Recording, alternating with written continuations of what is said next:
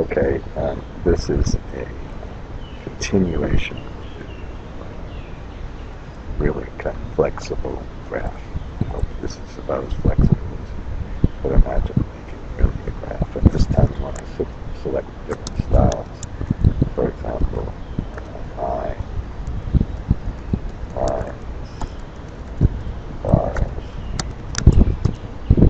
or area. And the process is kind of simple. You just go to the graph and you record a macro. You change it from the bar to the line or whatever. And once you've made like one macro for lines, another macro for bars, another macro for area, then you can create a little drop-down box, standard drop-down box that say line, bars, area. Okay, now when you make your drop-down box, then you simply attach a new macro, a fourth kind of macro. This might be three different macros. And use the select case. If it's one, take the one macro, second, take the second macro, third. There are a few little glitches with this, so I'm going to show it to you a little bit. Remember that, let's say I want everything. Let's see if we can find,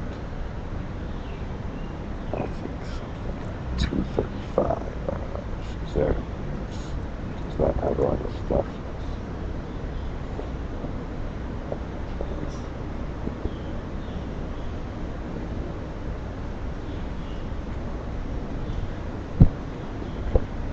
235.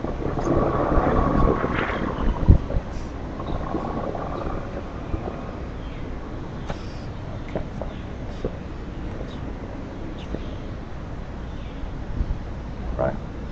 We have some empty data. I guess this is the flares.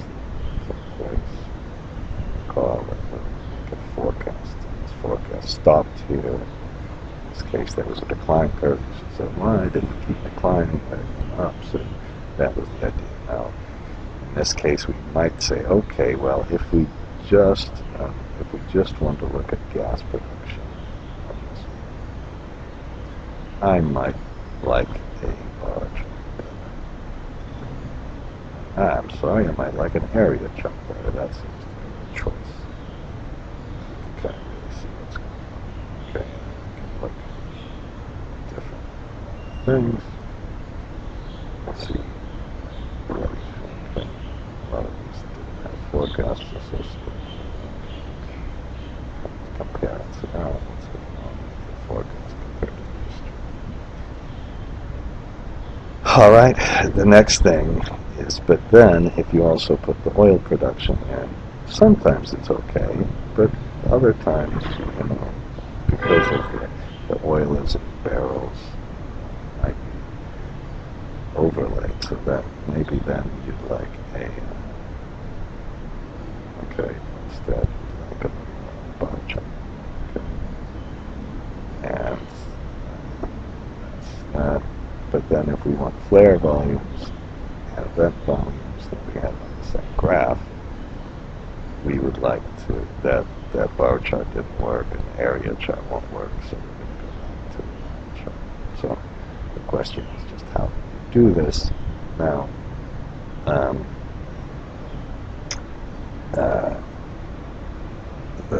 I told you the steps already, but we'll do it again. So essentially what I would do is start recording a macro, put my own thing in the Shift Control M. Oops. Remembers it somehow. Okay, and let's make a temp macro that I already made. Oops. Guess I deleted it. And let's just right click and make these change the chart series. And when you change them, it's crucial. So let's make this one area. Now the history and the forecast, they are, you don't want well, no, I think we do want this to be areas too. Put these as areas on camera. Okay, let's just, and it's essential here to change everything. I had problems when I wasn't changing the history before it gets to okay.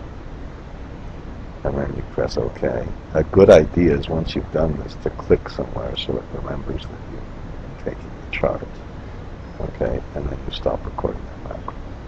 Now let's pretend that was called whatever area. And then you just would make another macro, call this bars. Oops, I'm not going to do it because I like one I've already done. Excuse me. I'll call this temp one. Okay. And we'll just, again, right click. I'm not going to do this a third time. Right click and just change. I think we want to leave these as areas. You can, of course, fiddle around with stuff yourself. You probably end up having to make about 5 macros like I do. But once you've made them, again, kind of finished, and make sure, I think you should click somewhere so it remembers that you haven't taken the chart data. Actually, why don't we do one more here with the lines? No, I was going to show it to you. I was going to have it on a different graph, but it's really not worth screwing around too much. Now, if you would look at the macros, whoops, I didn't even stop recording, idiot. If you look at the kind of, let's just look at the bar macro that I'm using. Actually, this is a bad one. I think I called it. Okay, I think I called the bars with an S. And it just says here, here's the chart type. And then finally, whoops, there's another macro for lines. I had to make sure we select the area. Basically, I think this is okay. And then finally, let's, to make the last one, there we have bars, lines. Right click, and you would say new macro here, but just this one, just assign the macro. That's the one. And it just says, well, if it's number 1, just take case 1. So select case. This range style, let me show you where the range style is. That's on the graph data. Put it, should put it all kind of same place. That's kind of bad form, isn't it? I kind of got to it and some here. I'm going to move it over so you can find it all.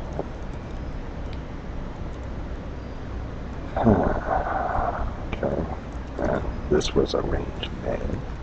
Oops. This was a range name.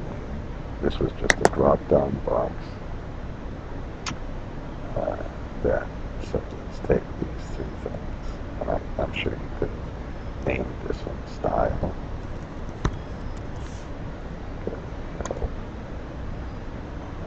So take 1. Now this style, this range style, that's what we use in the select the case. So you go to the macro button, and this was our drop-down change. You say, okay, this, now you can see where the style can range style, and if it's case 1, we just make it the line graph from the lines macro. Range 2, case 2, the bars, case 3, the areas. Okay? It looks easy, and for some reason, the training yesterday took me a long time to get done, but that's it. Okay?